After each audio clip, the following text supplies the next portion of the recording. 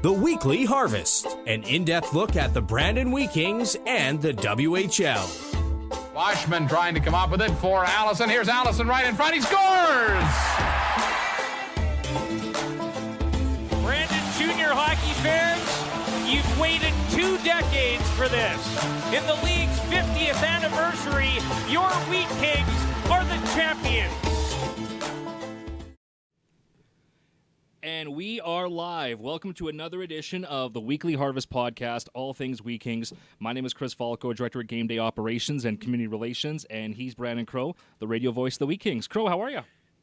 I'm doing good, Chris. I know today was your first day back in the office, and so I know that you're probably a little gassed after a week of fishing to be back kind of in regular routine, but it's good. I love Monday nights. I spent the day mowing the lawn today, got the yard looking all good, and basically used all that time to think of all the questions we were going to ask our guest this week. And this is one of the fan favorites that, to me, I think a lot of people wanted right off the hop. Now, he was a busy guy running his team in Minot and everything else, and now with the offseason and the whole COVID break, we were able to snag Marty Murray for a few minutes, Wheat King legend and local Manitoba product. Marty, what's life like down where you are right now?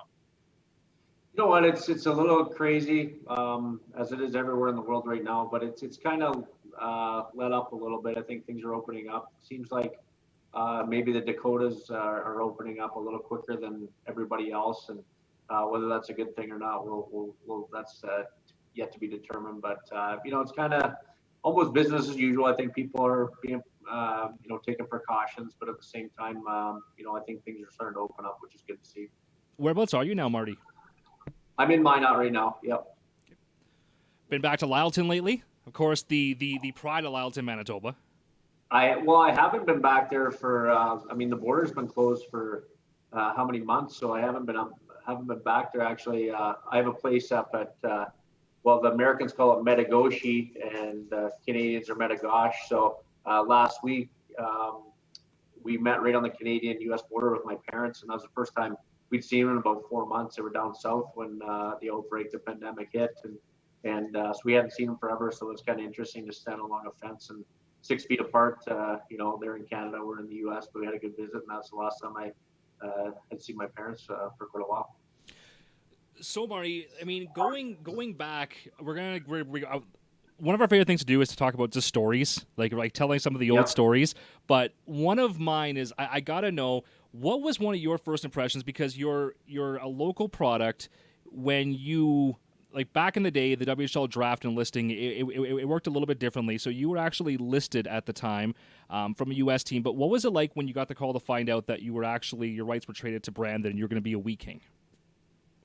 There was a lot of speculation in the air, and that was obviously pre-internet and all that stuff. But there's a lot of speculation that something was going down, and it just so happened. I think our AAA midget team was playing in Central Plains somewhere at the time, and on the way home there was a Wheat King game. Just so happens Spokane was the visiting team, and that's who owned my rights. So there's a lot going on, and I remember kind of sitting up where the Wheat Kings come out in that one of those right along the goal line, I don't know, probably 15, 20 rows, and kind of made eye contact with Kelly as he was walking off the ice. And I thought to myself, oh, maybe something is, up here. And sure enough, I think it was maybe the next day the trade was announced. So what are who are some of the first names that you remember at the time? Because obviously you were from the area, but was there any guys on the team that you played with growing up that you kind of were already used to when you came in, or was it a whole new fresh batch of faces? There's a few guys, Jeff Hode and Mark Colasar, Mike Maniluk. Those are guys, Rich, guys that I've played, would have played AAA midget against. And, just being from Westman and following the Wheat Kings for a long time, there was guys like, Brian Purdy and Hardy Sauter and Merv Priest and those type of guys, Rob Kukniak and those guys. So, names that I was certainly familiar with, but didn't really know them. But, they won a training camp. Everybody made me feel welcome. And it was a good, fun group to go in with. I think our group was all, on the same page as far as coming out of midget and ready to try to make an impact on the Wheat Kings. Well, you were described as the best player on the team even when you were a rookie and you came on. But that first year that you came, that was the year that the team won the most improved in the CHL. It was a huge turnaround. And want to throw out this, that earlier today in the office was talking to both Rich and Kelly McCrimmon about the podcast tonight.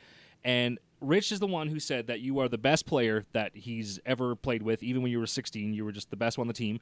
But asked him about the importance of that trade when you came here, and he didn't hesitate. He said, I think that's the most important trade we ever made. I walked over to Kelly's office and asked him, I said, where would you put the Marty Murray trade? He did not hesitate, Marty. He went, number one. He said that's the most important trade he's ever made as a GM of the Wheat Kings, as the owner. What was that like to come into that team and for you to be a part of that turnaround? Well, I feel to this day I was part of it. Like you said, it wasn't me. It wasn't, one guy. We got I think Bobby House was obviously part of that trade. He was a 50-goal scorer, and Hauser was my line mate for about a year and a half with the Wheat Kings. And like I said, I think I was part of it. Kelly's a mastermind as far as making trades, and that was a piece of it. But there was a lot of trades before and after that obviously had an impact on the success of our hockey team over the years I was there. Sorry, guys. Living out in the middle of the country, I joked about the wind earlier. The internet is just awful tonight for whatever reason. So my apologies for leaving you there. I don't know if Chris got to this, Marty, but where exactly are you right now? Have you moved from Minot already, or are you still in North Dakota?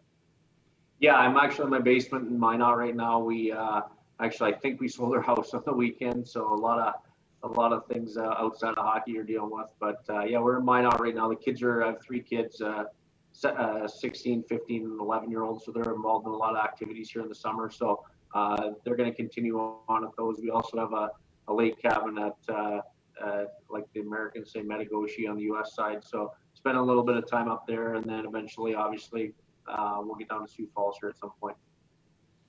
Was that a difficult decision after all those years in Minot and with Minot being as close as it is to your hometown to make that move, or was it just the next, logical progression in your coaching career? It was a really difficult decision. I'd had some opportunities in the past, probably 3-4 years with, whether it be the American Hockey League on an assistant coach basis or, other USHL opportunities. And I kind of always said thanks, but no thanks, because Minot was home. It's an hour away from Lalton, where I grew up, and my wife's from Mohall, North Dakota, which is only about 40 minutes from Minot. So this was home. I mean, our parents are heavily involved with our kids' activities, and this was definitely home. So, it was every year, maybe got some phone calls, but I kind of said thanks, but no thanks. And I really thought that, the opportunity in Sioux Falls was going to go down that path too. But just got talking to their ownership group a little more, learned a little bit more about their organization. It's a real strong organization. It's an arena much like the MTS. It seats about 11,000 people. I think they average about 7,500 a game, and it's just world-class organization. And it got my attention, and obviously I had some serious talks with the family over dinner, and in the beginning the kids were a little apprehensive, but they began to open up, and next thing you know, we ended up accepting the job. So really excited about it. It's a great organization, and looking forward to this next chapter in the coaching career.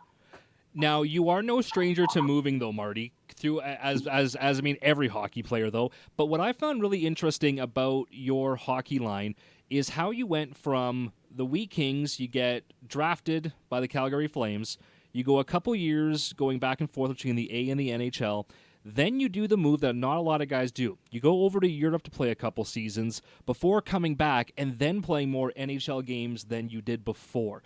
Let's talk more about now when the Wheat King career. We'll go back and talk some more stories as well. We got questions people are asking about some of those teams, but let's talk about after when you left. What was that like to leave the WHL, to go in and then discover what pro hockey really is, and the path that led you all over the world?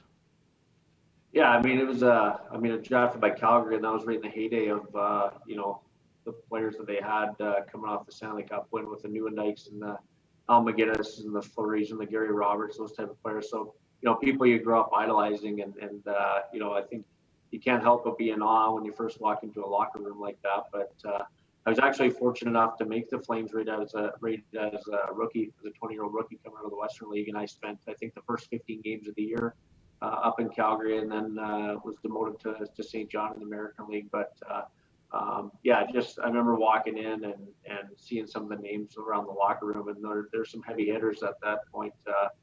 You know, in the early '90s, they had a really strong group there, obviously in Calgary, and just meeting them, see how they conduct their business on an everyday basis. I think for me, you know, it was great to learn from those guys.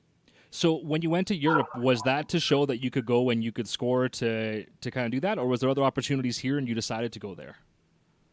Well, it was interesting. I think Doug Risebrough was the general manager who drafted me with the Flames, and he'd been removed from his position. I just kind of felt like with the changing of the guard, I was going to kind of get lost in the shuffle. And I was 23 years old at the time, and didn't want to be labeled as that guy that was a good minor league player and a captain.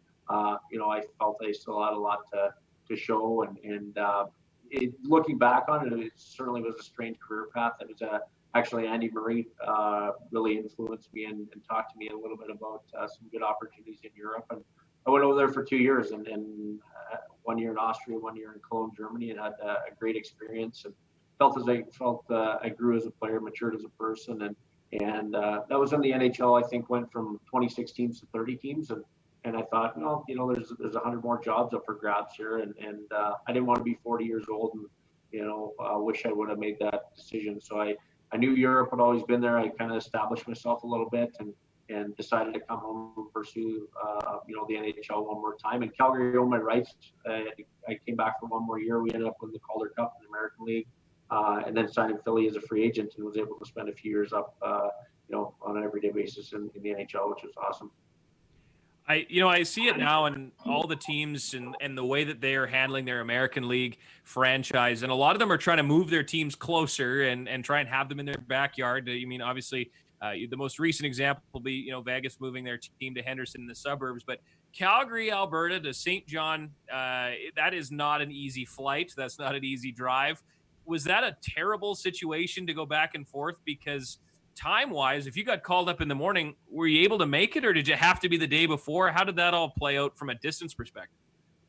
Well, yeah, it wasn't ideal, obviously, and you know, Calgary maybe didn't make a lot of transactions, a lot of call-ups, unless they absolutely needed to, based off injuries or what have you. But you know, yeah, it was a hike. I remember one story in particular. I was up with the Flames, and I got sent down to St. John. I think it was a Saturday, so I flew all the way from LA to St. John and Bronx, so basically across the continent. And I arrived back in St. John. It must have been about 8:30, 9 o'clock, and I knew the guys were playing that night, so I'm thinking to myself, oh, I'll just go down to the rink and say hi to all the boys. And sure enough, I got off the airplane in St. John, and our stick boy picked us up in a van, and he had all my gear with him, and a Coke and a Snickers bar, and he goes, we're short tonight. You're playing the third period. and I thought to myself, what's going on here? So I go, you're kidding, right? And he's like, no. It was Paul Baxter, who was coach at the time. And so here I am. He's driving from the airport to the arena. I'm literally throwing my gear onto the back of this van and roll out. Minor hockey style. Yeah, exactly. So I come out, and I think the third period had just started, and I didn't have my helmet. I remember having to borrow somebody's helmet. I got a little pinhead, so this helmet was like a big garbage can on my head. First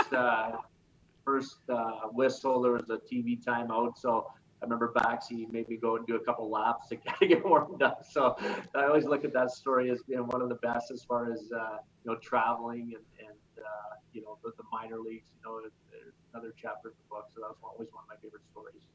One of the big takeaways for a lot of the dub players is the traveling, right? Riding that bus all across Western Canada, across the States. What are some of, I'm sure you've got some good bus stories over the year, Marty, that there's got to be some stuff along the way that's happened that stuck out in your mind. Well, yeah, I mean, you know, a few stories, certainly maybe some of them aren't appropriate for the show, but things were different back then for sure. I mean, there wasn't cell phones, and I loved it. I mean, that's how you got to know each other, right? We put a lot of cards. Must have saw slap shots a million times, and yeah, just being around the guys. I think that's how we become so close knit and had such a good group of people. And yeah, just the bus trips, and you know, stopping in Elkhorn to eat on the way to Regina or Moose Jaw. I'm not sure if the guys still do that, but yeah, we do. Marty, we have talked about Elkhorn. I bet you this is what a Crow episode 21 or 22 of the pod. I bet you the Elkhorn supper has been brought up on about a third of these shows. Yeah. So, guys love it. That supper is infamous. Do they still have that chocolate cake they serve at the end? With ice cream now too. Yeah, wow, big time. Yeah. Oh, that was cake. Being a Prairie boy, the meat and potatoes, that was the best meal of the year for sure. I think the funny thing was the first time we went there, obviously with this year with Dave Lowry, who had just come from LA and, he's living on Redondo Beach and, enjoying probably some of the best fine dining and cuisine you can get in North America, being in LA. And then he jumps on the bus and we pull into Elkhorn. He's having turkey and stuffing on a game day. The look on his face was like, what is this? But about 2 trips later, he was the first one off the bus and barreling to the front of the line because he had to get a belly full. So absolutely, yeah, that's the best meal of the year. Hey, Marty, we're going to turn to the email inbox here really quick. Got a couple of questions from Richard. He wants to know, who was the hardest working player on any of the Wheat King teams that you played on? Oh, boy. I mean, guys that come right to mind, guys like Jeff Hode, Mark Polisar, Bobby Brown. I think those type of guys, were, kind of real glue guys in the locker room and important pieces on the ice. I think, guys like that really, I'm sure, I know I'm forgetting a few, but right off the top of my head, I think, those 3 guys would stand out for me. His other question was, he wants to know, what is your favorite goal that you were on the ice for? He doesn't necessarily say the goal that you scored, but maybe there's a goal that you were just on the ice for that you would count as your favorite one. But is there one that sticks out in your mind? Probably. I think it was my first year in Philadelphia. We were in the playoffs against Ottawa, game 1. It was 0-0 in double overtime, and I ended up carrying the puck into the zone and went to delay and lost a tire and threw the puck kind of at the net from my backside, and it ended up on Ruslan Fedotenko's stick and ended up winning the game 1-0 in overtime, game 1 of the Stanley Cup playoffs. So I think that one probably stood out. It wasn't by design, but it felt pretty good after seeing that puck going after double overtime in the NHL playoffs. The 2 years that you played, obviously the World Juniors, you had great success both individually and representing Team Canada as a team as a whole. But you look at those rosters and it's hard. Now everybody's so critical of these players. Back then, I don't know if there was quite as much pressure maybe without the social media. And you can correct me if I'm wrong, but you had some great players on those teams. Todd Harvey, Michael Pekka, Anson Carter. Jeff O'Neill, who I want to ask you about a little later, Ryan Smith, Darcy Tucker. When you look back on your career, despite the NHL games and everything, were those 2 tournaments, where do they rank on your list of greatest hockey moments?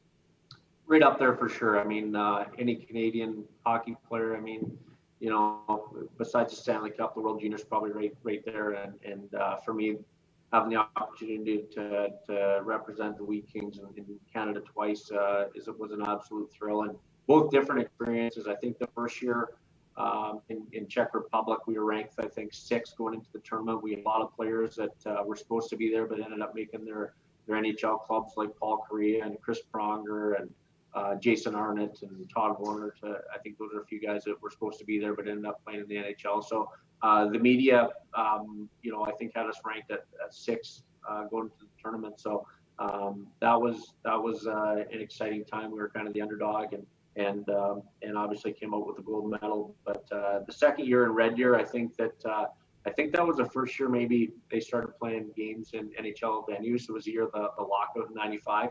And so we played a game in Edmonton, a game in Calgary, where the arenas were both sold out. So you're playing in front of 18,000, 19,000 people. And that was a different year because we had probably 6-7 guys that had already played a full year in the NHL and were eligible to play on the World Junior team. So there certainly was that pressure, even though it's probably magnified nowadays with the social media and stuff. There was that pressure, in Canada, in our backyard, with this kind of star-studded team that it was gold or disappointment, and we were able to, I think, become the first Canadian team to go 7-0 in the World Juniors. It was back before they had the gold medal game. It was just round robin. So We delivered. It wasn't easy, but yeah, just looking back on those years, some of the people that you crossed paths with, and it was an exceptional time, and you have that memory forever. And when you see those guys, wherever it is, you have that special bond with them. Mario, one of the old sayings is those who can't do, teach. And you are kind of the opposite end of that, though, because you did it. You were a goal scorer. You put a lot in, and now you're turned to a successful coaching career. How did you find the end of your playing career transitioned into you now teaching the game? I didn't. I thought a little bit about coaching, as my career was winding down, getting to my mid 30s, and I think the last probably 2-3 years in the American League with Manchester, LA's farm team, and even coming in with the Moose, I was kind of recognized as one of those older guys that was there to help the younger players along. So I really relished that role, and obviously I still wanted to do well. I felt I still had some game left in me, but understood what I was there for too, and that was kind of probably the turning point for me. Is like, hey, this maybe is something that I might want to look into a little more serious. And just looking back on that team that we had in Manchester, a lot of those guys went on to be on those cup teams in LA, a few years later. So, I certainly had not a lot to do with it, but just getting to know those guys and seeing them do well and become great NHL players was something that I was proud of them for, and was able to share their young experiences with them and maybe help them out a little bit. But as far as the coaching, it kind of fell in my lap here a little bit on Minot. I retired in 2010, was trying to figure out the next phase of my life. I opened up a little hockey training facility. We had 2,000 square feet of synthetic ice with some shooting lanes and stuff like that. So I was kind of teaching at that level. And then the junior team came to town a year later, and it kind of fell in my lap a little bit. I was the assistant coach the first year. We won 7 games out of 60, which I asked myself, what am I doing on numerous occasions? But it actually reminded me a lot of my first year at the Wheat Kings. And, as a 16-year-old, we only won 11 games. And that was a tough year. But at the same time, I was able to draw from that as far as, from the coaching side of it and even the managerial side of it, some of the things Kelly did to turn the franchise around and kind of at least had that experience as a player. And now as a coach, it wasn't that I had a magic recipe to get out of it, but if there's one good thing about winning 11 games as a rookie with the Wheat Kings and then 7 as an assistant coach my first year, it just, you have those experiences you can draw from, and fortunately for both organizations, we're able to get better. There's so many great stories of Kelly as a coach, as a motivator, as a leader. I got a cat jumping in on the podcast here. As a guy, mentor, that sort of thing. How much do you ever catch yourself? Now, I know now, at my age, I'll say something to, my wife, or I'll say something to the dog, and all of a sudden I hear my dad in my head, and I'm thinking, man, that sounded just like my dad. Do you ever catch yourself in the locker room saying something and then thinking, oh boy, that was a little Kelly McCrimmon that came out there? Absolutely, yeah. Kelly and Bobby and yeah, I mean, you draw from all those guys, Big Johnny and certainly 3 guys that had a big influence on my career. And I think one of the biggest things I tried to do coming out of junior hockey was be a pro every day, and that's the way you conduct yourself away from the rink, or your work ethic at the rink. I just tried to be a pro every day, and there's no question that my years with the Wheat Kings kind of laid the foundation for that. I had to ask you, this was on my list. If I was just a fan growing up, I mean, your age group of guys, I'm not that old. You started your Wheat King career when I was just 2 years old. Actually, your Wheat King career would have started before I was born. In November of '91, but looking back, I certainly remember watching the highlights and everything, and growing up a Wheat King fan, and seeing you and being a local guy as well. I mean, I grew up in small town, Neepawa and Boissevain, and a lot of us kids kind of thought that you were the path to success, because a small town kid making it big didn't happen all that often. When you were playing pro, how much of what you had for, free ice, or, kind of maybe growing up in that small town mentality helped you get where you are? I find a lot of these small town kids say, I had the freedom to be on the ice whenever I wanted. All I did was go and skate after school. Was that kind of your upbringing in a small town? Absolutely. It was certainly one of those stories. I was fortunate enough to grow up in a community where I had a lot of peers with the same passion that I did. So we had a group of guys that we pushed each other in the winter with hockey, and then we pushed each other in the summer with ball, and it was a blast. I think I had the best childhood a guy could ask for, even though, growing up in a town of Lalton with 28 people, might not be everybody's cup of tea, but for me, I wouldn't ask anything else. It was an unbelievable experience. We had the old rink right in town, labeled the Forum, where it was natural ice, and the dads from the community, everybody took a week of flooding the ice and making sure it was ready, and basically the arena was open 24/7, and all that was required out of us was to scrape the ice when we were done, and one of the dads would come in and flood it after. So there's no question that just growing up in those roots helped me move forward in my career. And where I live too, in our house, my parents actually bought a school, the Lalton School. I think I was just born, so it's a decent size house that it turned into, and they left one room. It was probably, I'm gonna say, maybe 12 by 20, and they just left it alone. They didn't decorate or anything. It was just a box, and that was my hockey room where I played constantly, floor hockey with tennis balls, and again with those same group of kids that I grew up with. It was just kind of an everyday thing, and that's what we did. And like I said, wouldn't trade it for the world. I know that I've heard some stories from you in the office, from one of your old billet families. I know that billeting in junior hockey is very important. What was that like for you when you came to Brandon when you got billeted? Well, it was such a easy transition. I moved in with Gary and Janie McNish, with Matt and Lisa, and just tremendous from day one. And I actually knew them prior to moving in there. They're both from my community in the Lalton area, so we had a history with the family. So it just made moving away from home at such a young age a lot easier, and just fantastic people. As a matter of fact, I was texting Janie today. Just played a huge influence on me. Getting maturing away from the rink. I was probably one of those kids, and coming from home where mom did everything, and I know they helped me grow up a lot, and supported me not only during my weekend days, but to this day, and just unbelievable people, and I hope every junior player has half the experience I had with my billets. Marty, I got a tweet sent in the old question line from Jay regarding your Spengler Cup experiences. Now, if I'm not mistaken, you played in 3 for Canada and 1 under the German flag, right? As one of the club teams your second year, I think, I'm not sure which one that was, but I'll let you explain that. But they basically are asking, is all the hype of the Spengler Cup being the wildest hockey tournament from a fan perspective, is that true? Absolutely, and I think I have a story to back it up.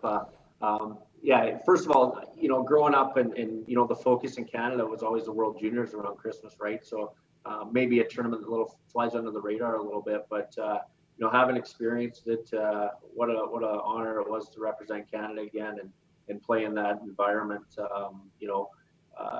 Davos was always the host team, the Swiss team, and then after that, they really liked the Canadians, and they really cheered for us when we were playing the Swiss, and almost become like the second home team. So it was interesting coming from being on Team Canada, where they loved you, to the next year playing with the German club team, which they absolutely hated us. They booed us out of the rink. And so the one story, we were playing, and we were staying at a hotel like right across the street from the arena. So you know how it is. It takes the guys probably an hour to get out of the locker room. So one of the things is you bring your family with, so all the wives and girlfriends are there, and so the girlfriends, after when the buzzer sounded off, they would walk back to the hotel and wait for us, and we'd eat. And so sure enough, we were playing and showered up and walked back to the hotel, and we walk in and the wives are all in the lobby of the hotel, and one has an ice bag on her face. And we go, what the heck happened? I guess when they left the arena, all the Swiss fans pelted them with snowballs as they walked back to the hotel. So one got hit in the eye and give her a big shiner. So that's another great story that I always tell, that experience of one year being absolutely adored by the fans because we were Team Canada and just hated being on the German teams. You mentioned you got a couple of, or 3 kids. Now, I imagine they're all into athletics and sports and all sorts of things. But do you ever find it now? You know, I found it funny when Aaron Rome was his assistant coach my first year with the club. Him and I both entered the Wheat King staff the same year, and he said it was always weird when his oldest son would have friends over and they'd be maybe looking at some hockey memorabilia and going, man, I want to go talk to your dad about all his hockey stuff. Did your kids, maybe the older ones, does some of their friends want to just come and sit with you at the dinner table instead of maybe hanging out with your kids and talk hockey? Well, it's kind of interesting. My daughter's 16, so she always complains that I interfere with her with the boys, so they're intimidated to come over to the house. And thank goodness, you know, the fighting and stuff isn't as easy to dial up online as it was back then. Otherwise, I wouldn't have anything to be scared of. But yeah, that's one thing she complains about. She's like, oh, no boys will come over to the house because they're scared of you. And I'm like, well, that's why I want it. And, but yeah, it's kind of fun. I mean, yeah, every once in a while the kids will ask for some stories, and yeah, they're always fun to tell. Did you keep any memorabilia? I'll take this out of our rapid fire segment, but I'm a big memorabilia guy. I got a bunch of jerseys hanging behind me, sticks and everything else. From your career, what would you say is kind of the one piece that you're most proud of? I know you've got a whole bunch of gold medals and things, but you know, if you had one piece to put on display, you know, what would that be? It was kind of funny because now we're moving, have boxes and boxes of stuff laying around the house. So I kind of went through it recently. It's hard to say. I mean, I come across a pennant from the 95 World Junior team signed by the entire team. Boy, that's a tough one. I have, you know, Bobby Orr personalized, you know, the goal where he's flying through the air, Stanley Cup overtime winner. One of the guys that played with in the minors, he was her agent. So I came across that the other day. So, I mean, just a lot of stuff. Just a lot of not only memorabilia, but just pictures. You know, back then it was, you know, the pictures you get developed and stuff. So, yeah, just about 2 weeks ago, I was putting everything away, trying to get things organized for the move, and spent most of my evening just going through those pictures, which brought back a lot of great memories of meeting a lot of great people along the way. You mentioned the 95 team. Jeff O'Neill was on that team. Now, being in the media, I absolutely love O-Dog and his radio show and everything he does. I had the great fortune of meeting him at the NHL draft in Chicago a couple of years ago, and he was exactly like I thought he would be. Do you have any O-Dog stories from a young teenage Jeff O'Neill from back in 95? Yes, O-Dog, he's one of a kind for sure. So he I mean, I don't know where to begin. He was definitely one of the you know, biggest characters on our World Junior team in 95. And even though he was, I think, an underage, I think he was going to get drafted that year, actually. So I remember him to this day. We were up in Grand Prairie and nobody really knew each other. And you know, everybody's trying to, you know, feel each other out. And we were sitting in a conference room and in walks the Goods. That's what his self-proclaimed nickname, the Goods, O-Dog. With some mascot head on, where he just kind of cracked the room up and kind of broke the tension in the air. And I always remember that. And then I actually played with him in Carolina for a year. And one of the stories I always love to tell, I mean, he was making probably $3-4 million a year at the time, and you know, just a character. And he was out of the local watering hole the night before, and he come rolling up to practice in like a O.J. Simpson type Bronco, and he bought it off some guy like $1,500 cash, like right at the bar. And so he parked his Mercedes-Benz for 3 months and drove that thing, but he spent $1,500 to buy it that night from the guy at the bar. But I think he dumped about $6,000 into it over the next 3 weeks in repairs. So that's O-Dog in a nutshell. I love it. You look at the career you had, and obviously you had plenty of stops with your probably longest, most continuous seasons being, in 2001, 2002, Philadelphia, 74 games. The following year, 76 games. Carolina, 66 games. The following year after that. But also, obviously, you had the stop in LA, your time in Calgary as well. Of all the NHL cities you played in, where was your favorite? I think Philly for me. I felt like that was kind of where I got my first opportunity, and not only I'm quick to say not them giving me the opportunity. I took advantage of an opportunity, and it was just a good fit. You touched on earlier about the travel between the AHL and the NHL teams. That summer I became a free agent. There was maybe 10 teams that were looking at signing me on a 2-way contract, and one of the things that really appealed to me about Philadelphia was, they had the Phantoms right there in the same practice rink, and you could literally get called up the same day and walk down the hall. So that I thought maybe there was an opportunity to get some more games up at the big club, and that's why I kind of chose Philadelphia. So, it's a classic story. That year one, I had a real good training camp and preseason, and numbers. They sent me down to the minors, and then took advantage of an injury situation, and I always felt like my first year, especially years in Calgary, I always played not to make mistakes and keep it safe. And, that really didn't get me anywhere. And I think I was 25 or 26 at the time when I was in Philadelphia and got called up. And I said, you know what, I'm just going to play the way I always have and try to create offense and not be scared to make mistakes.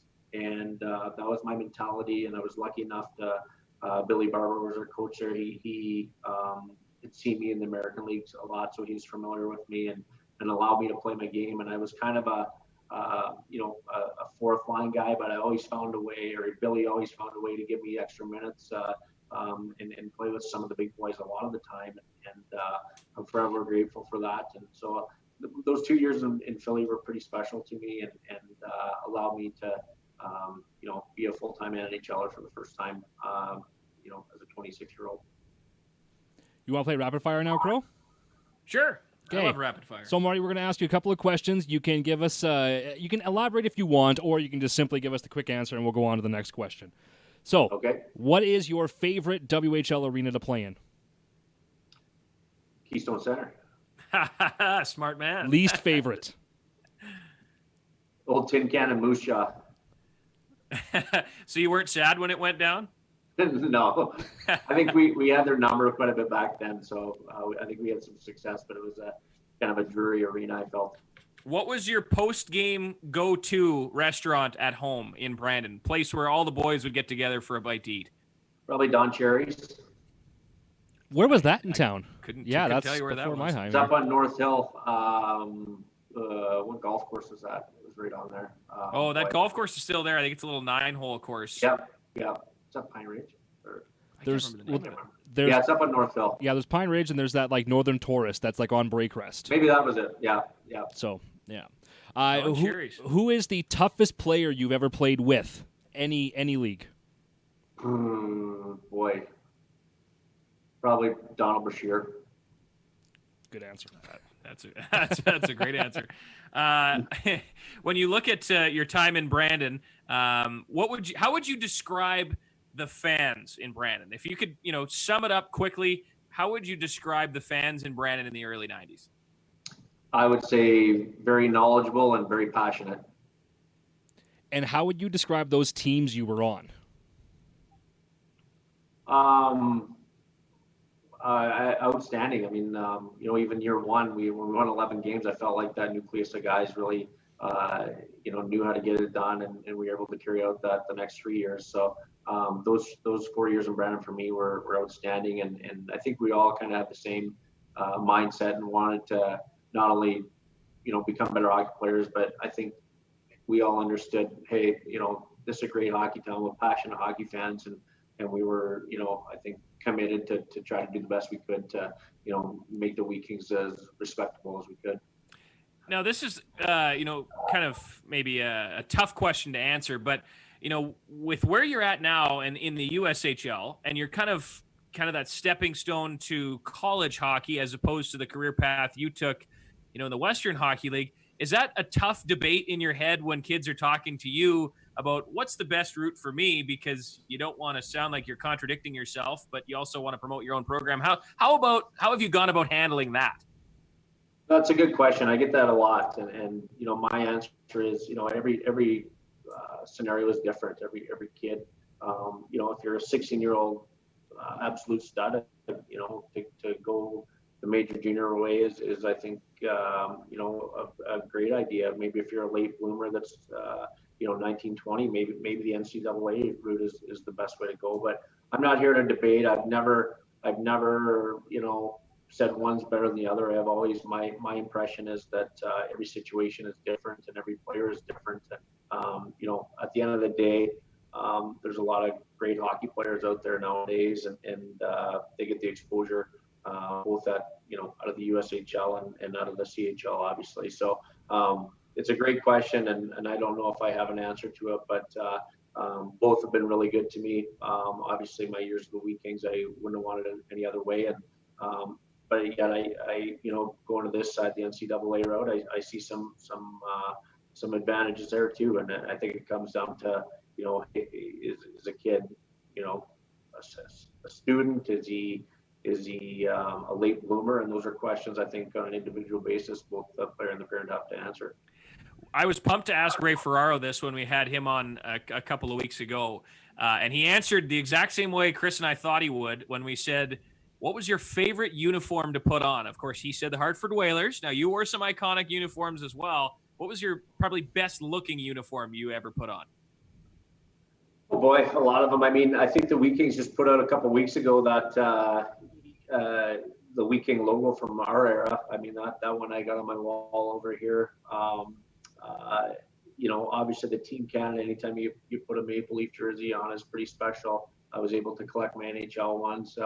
And the European ones are different, right? It looks like a NASCAR race car, with the advertising all over. So all of them carry special meaning for me, and I was lucky enough to call them home for at least a year. Now, you played in Cologne, Germany, I know, and I know that Rich was over there too. Did you guys play together when you were over there? Or was that Rich? Totally separate? Yeah, Rich? Because he was over in Cologne too. Yeah, we never played together. I think we were in Germany 1 year at the same time, just some different teams, and I think he was in Bietigheim, a couple hours down the road, but I think there was a national team break where we got together. We went and spent a couple of days with Darren and Rhonda, and good to catch up. But yeah, it's amazing over in Germany how many Canadian kids go over there, especially at that time. It was good to see some friendly faces that you're familiar with. Because Rich always hates it when I say this because it always dates him, but I'm a little older than Crowe, but I was born in 84. So I'm from Russell. I remember those trips in 12 years old to come and see you and Rich kind of tear it up. So he hates hearing those stories because it dates him. But you guys were kind of like my Wheat Kings that we were talking about. So it's very cool that. So was there anybody from those teams that you did hook up with after you played here? Any Wheat Kings that kind of comes to mind that you played on, a team together after you played here? Would you have run into Trevor Kidd, who you were traded for at any point in your days in Calgary? Yeah, there's a good, well, Dinger was a Calgary draft pick the year after I was, so we played together in the minors a little bit. But yeah, Kidder, we were involved in the trade there with Spokane and Brandon. A little bit in Calgary. Then we played a full season together in Hanover, Germany in 2007, I think, and that was Kidder's last year, the year after the NHL lockout, I think. So, ran cool. Cross paths with Kidder, and kind of a full circle thing in the hockey world. Well, I think we can probably kind of wind it up a little bit here. I'm sure you've got lots of stuff to do, but I want to ask you kind of what does your summer right now look like if COVID wasn't around? Are you just got to move, Crowe? Have you moved? It sucks. No, there's boxes to pack. There's stuff he's got to be going through. Marty, it's a whole process. I'm sure you're just in a regular off season though. Where are you chasing the kids around? Or are you trying to take a trip somewhere? Or what's a normal off season for you look like now as a coach and a dad? Yeah, I mean, we have a lake cabin up at on the west side of Medegosh, so we try to spend as many weekends up there as we can. But with kids being involved, my youngest plays travel fast pitch, so she's on the road quite a bit. So just I don't know, just being a regular dad, chasing kids around and trying to enjoy some summertime because it goes by real quick. And, my oldest is going to be a 11th grader this year. Everybody always say, you snap your fingers and it goes by quick. And, when they're 2-3 years old, you always say, yeah, right. But here I am with a 16-year-old, a 15-year-old, and they'll be 2-3 years, they'll be out of the house. So it's kind of, makes a guy sad. So trying to spend as much time with family as we can and enjoy our time together.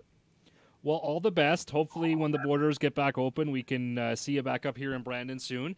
And good luck with your program when all that gets started back up here as well, Marty. I appreciate it, guys. Thanks for having me on. That is Marty Murray joining us here on the Weekly Harvest podcast. Now, here comes the awkward part here, Marty, where we get to slowly kick you out of our conversation while I look at my other screen.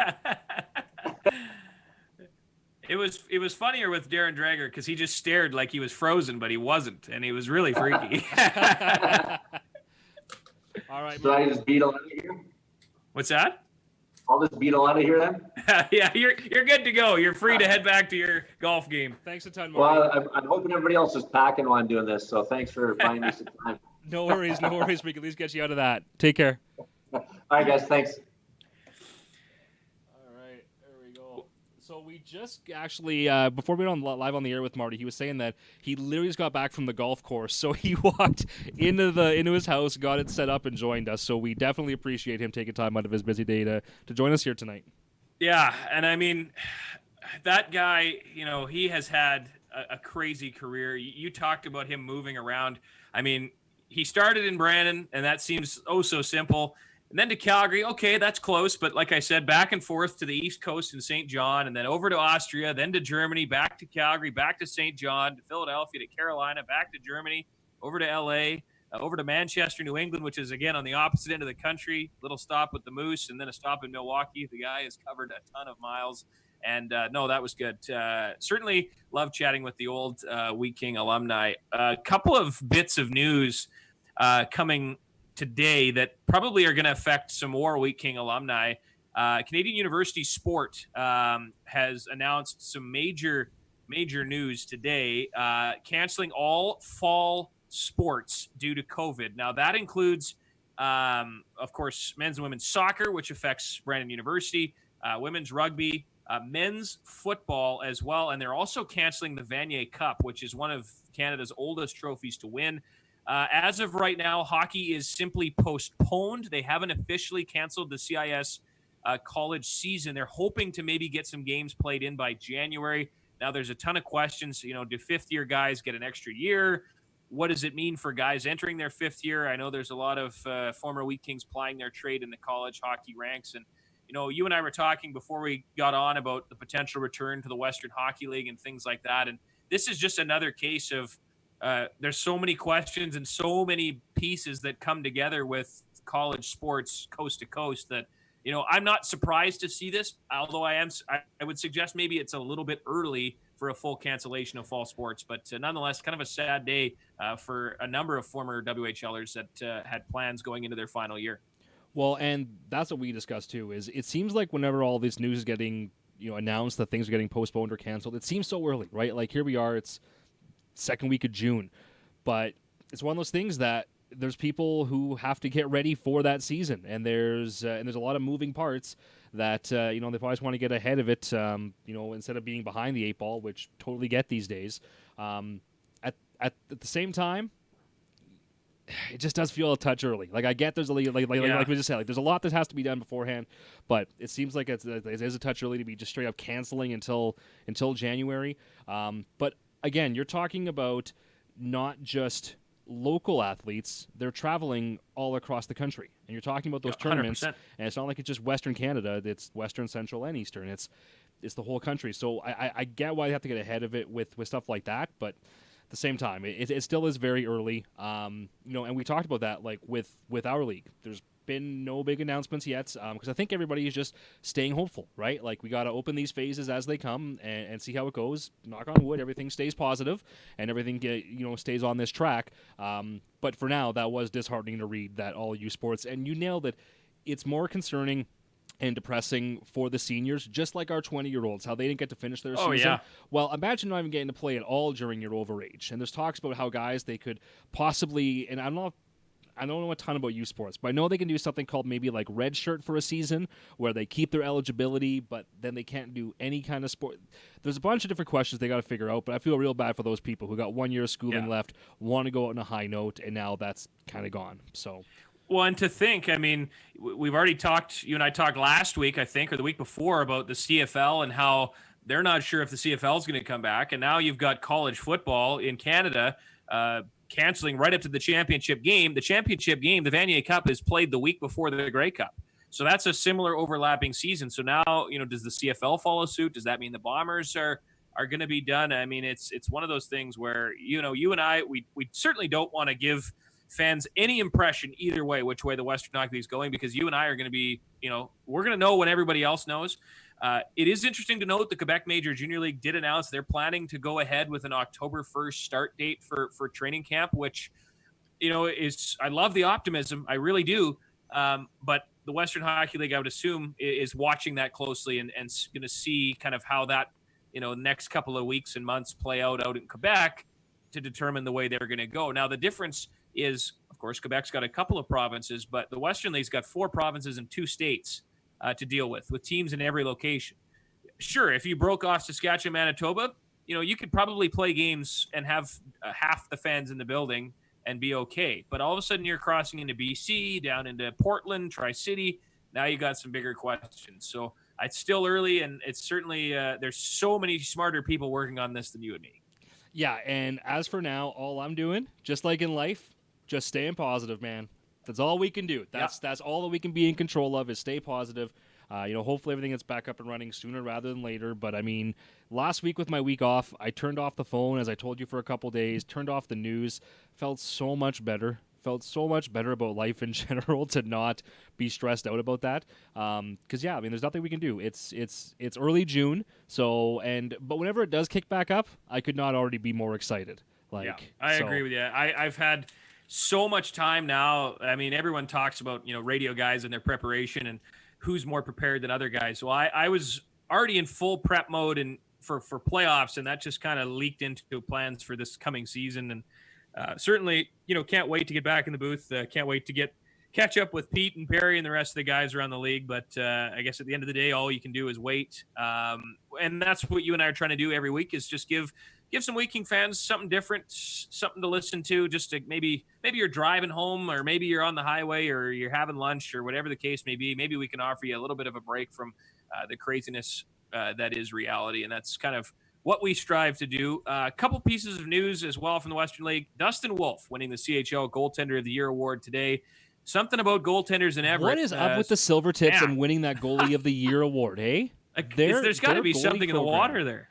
It's crazy. Unbelievable. So congrats to Dustin Wolf, Calgary Flame draft pick. Other goaltending news today: 9 WHL goalies have been invited to Hockey Canada's Program of Excellence camp. Now, this is going to be different than in the past. Instead of an on-ice camp, it's a 4-day virtual program. So I don't entirely know how they're going to pull that off, if it's all just Zoom meetings and videos. But Sebastian Cossa of the Edmonton Oil Kings, Dylan Garand of the Kamloops Blazers, both Prince George Cougar goalies, Taylor Gauthier, and Winnipeg's Tyler Brennan as well. Winkler's Reed Dick, who is a prospect of the Swift Current Broncos, and Regina Pats goaltender Matthew Keeper make the list. Calgary Hitmen assistant coach Jason LaBarbera, longtime NHLer, will run the event as a goaltending consultant. So that's pretty much it for news. We do have next week's guest booked. One guy we tried to get a couple of weeks ago, but he was busy helping the family on the farm, and he texted me this morning out of the blue and said, "Hey, we're done. I'd love to join you." So Philadelphia Flyer defenseman Travis Sanheim will join us, as well as one of his buddies and former Wheat King Tanner Kaspick. So we'll have a couple of young guys, local guys that had a similar yet different path to pro hockey, and they're going to join us next Monday. That's going to be great. So next Monday, right here on the Q YouTube page. If you have questions, just like Richard and Brant did tonight, you can drop us a quick email. It's qweeklyharvest@gmail.com. That's the letter Q, weeklyharvest@gmail.com. So if you got questions for Sanheim or Kaspick, you can email it there. Join us live right here on the Q Country YouTube page next Monday night at 8 o'clock. Or if you're like 99% of the podcast listeners, you're listening to this on your own time, on your own device, whenever you want, which is the glory, which is the whole point of the podcast. But for those that are watching live, of course, we do appreciate it. You can be a part of the conversation, ask the questions, or just check it out afterwards, qcountryfm.ca. And the best part, if you're listening in your car, is that you don't have to see my hair right now. This is awful. Chris, actually, you just sent me a Snapchat I took of a snap myself. because I had to. For like over half the pod, man. Crow, you had like the single strand like this going down. Oh, God. I couldn't fix it. Look at this It was like mess. the one strand. It was glorious. Anyway, I had to take a picture of you and send it to you. This is, I can't, look at it. I cannot It was get that rid one. of this. It was that one. Look at that. Oh, I really hope that more people go and watch this just to see your hair right now. So go to the end of the pod. Is that Brandy that just walked in? Yeah, my wife's looking at me from the door, just shaking her head. Brandy, you gotta take better care of your man. This is getting embarrassing. Get the scissors, honey. I'm coming into the kitchen. All right, everybody. We'll see you next Monday, maybe with a salad bowl haircut. Do it up. All right. Thanks, everybody. Weekly Harvest Podcast. We'll talk to you again next week. Till then, cheers.